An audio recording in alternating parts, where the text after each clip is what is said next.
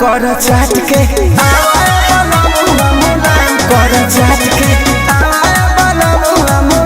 कर चाट के हवा खुशी राजा जी हटावा जानी काट के हवाए वाला मुआ मुलायम कर चाट के हवाए वाला मुआ मुलायम कर चाट के हवाए वाला मुआ मुलायम कर चाट के हवाए वाला मुआ मुलायम कर चाट के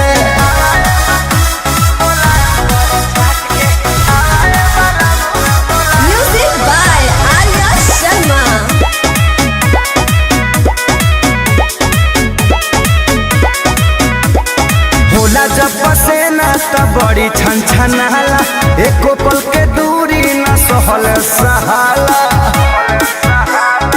ए हो होला जब पसेना त बड़ी छन छनाला एको पल के दूरी न सहल सहाला आईनी बधारा बस सोना गेहूं काट के हवाए वाला मुआ मुलायम कर चाट के हवाए वाला मुआ मुलायम कर चाट के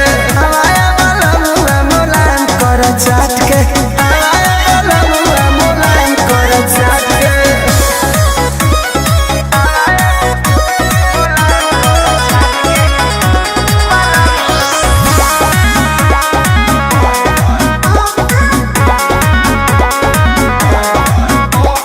पिया पवन बुझ मनावा के बतिया कट जाला दिन बाकी कटे नहीं रतिया